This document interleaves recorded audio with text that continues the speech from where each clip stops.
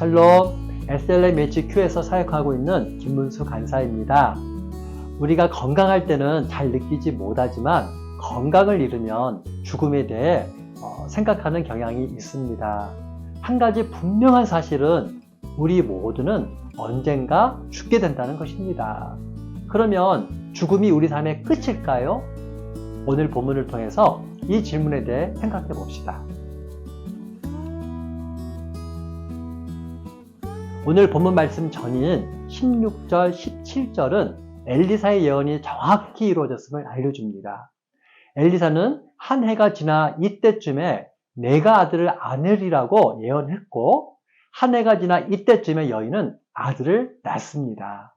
그런데 수넴 여인의 가정에 한 가지 문제가 발생합니다.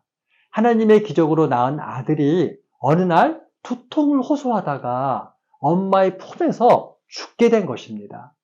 하나밖에 없는 아이가 자신의 무릎에서 죽어가는 모습을 보는 것은 형언할 수 없는 슬픔이었을 것입니다. 이러한 상황에서 어떻게 해야 할까요? 수넴 여인은 재빠르게 행동을 취합니다. 남편에게 사환과 나귀를 청하여 급하게 엘리사를 찾아갑니다. 수넴 여인은 하나님의 사람 엘리사에게로 가면 어떻게든 자신의 문제가 해결될 수 있다는 믿음이 있었습니다. 수넴 여인의 아들이 죽었다는 소식에 엘리사도 재빠르게 행동을 취합니다. 게하시를 먼저 보내 지팡이를 죽은 아이의 얼굴에 놓도록 합니다. 여기서 수넴 여인의 행동이 다시 한번 소개됩니다. 여인은 엘리사의 발을 꼭 붙잡습니다. 27절 말씀입니다. 그리고 30절에 보면 엘리사를 절대로 떠나지 않겠다며 맹세까지 합니다. 여인의 이런 행동은 엘리사의 발걸음을 수넴 여인의 집까지 움직이도록 합니다. 엘리사가 아이를 살리기 위해 여호와께 기도했다는 것은 우리의 신앙생활에 중요한 점을 제공합니다. 바로 초자연적인 삶은 스스로 만들어낼 수 없다는 것입니다. 초자연적인 삶은 오직 하나님이 개입하셔야만 가능한 것입니다. 엘리사는 하나님의 능력으로 죽은 아이를 살려내고 아이는 다시 엄마 품에 안기게 됩니다. 오늘 말씀을 통해서 죽음에 대해 생각해 봅시다. 죽음은 우리 삶의 끝일까요?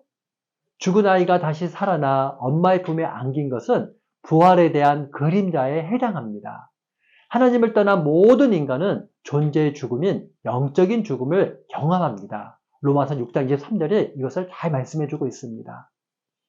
이 죽음에 예외가 있을 수 없습니다. 그렇지만 우리의 삶에 예수 그리스도께서 들어오시면 우리는 영적인 생명을 경험합니다. 예수 그리스도의 죽음이 나의 죽음과 바뀌는 상황이 벌어진 것입니다. 예수님은 십자가에서 죽으셨습니다. 그렇지만 죽은 지 사흘 만에 다시 살아나셨습니다.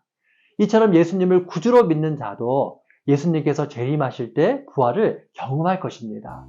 사도 바울은 여기서 한 발 더 나아가서 우리가 예수님 안에 있으면 우리는 매일 새로워진다고 말합니다. 하나님 안에서 새로운 삶을 매일 살게 되는 것입니다.